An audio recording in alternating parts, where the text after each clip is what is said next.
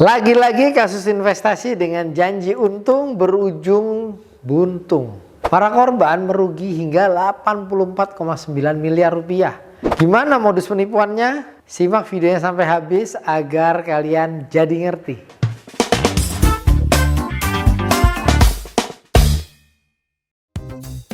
Vikasa Group merupakan grup perusahaan yang terdiri dari beragam perusahaan di berbagai bidang usaha ya. Sebut saja mulai dari properti, perhotelan dan resort, sekuritas, air mineral dalam kemasan, retail, produk makanan, konstruksi jalan tol, hingga bidang kontraktor dan penunjang transportasi oil and gas. Jadi banyak banget. Wow. Selain itu, perusahaan ini juga melakukan diversifikasi bisnis berupa akuisisi maupun investasi ke perusahaan-perusahaan lain. Guna meningkatkan keuntungan perusahaan, perusahaan ini menawarkan bentuk investasi berupa promissory note atau surat sanggup.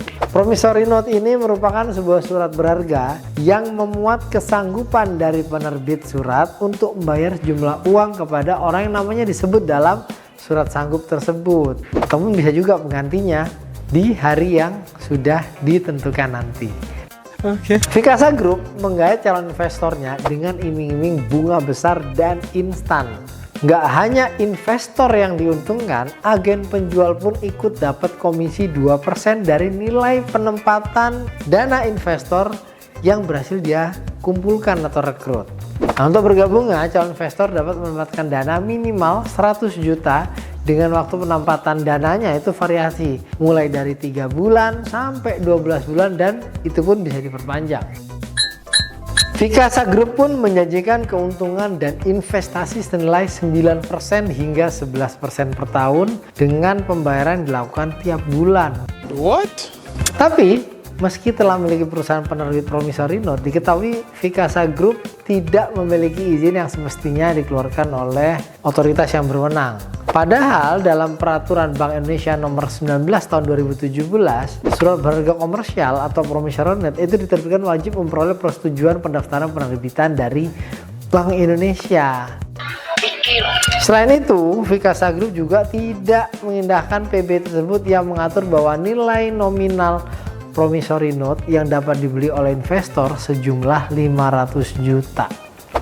Nah, akhirnya dalam putusan Pengadilan Negeri Pekanbaru menyatakan bahwa 5 petinggi Vikasa Group terbukti secara sah dan meyakinkan bersalah melakukan tindak pidana bersama-sama menghimpun dana dari masyarakat dalam bentuk simpanan tanpa izin usaha dari Bank Indonesia secara berlanjut. 4 petinggi tersebut merupakan direktur dan komisaris, yaitu Bakti Salim, Agus Salim, Eli Salim, dan Christian Salim. Mereka dijatuhi hukuman 14 tahun penjara dan denda 20 miliar subsidi pidana kurungan 11 bulan. Nah, sedangkan satu lagi itu adalah Mariani, marketing freelance PT BBN dan PT TGP dijatuhi hukuman pidana 12 tahun dan denda 15 miliar. Selain itu, Majelis Hakim juga minta penuntut umum untuk menyita sejumlah aset Vikasa Group, yaitu 3 bidang tanah atas nama PT Bukit Cinere Indah, 2 unit hotel, dan juga hotel di Bali ya. Ya ampun, kamu berdosa banget. Hingga akhirnya pada 9 Januari 2024 menerima permintaan banding mereka dengan mengubah pidana penjara masing-masing 3 tahun dan dendanya 10 miliar. Gimana kira-kira? Adil nggak ya buat para korban?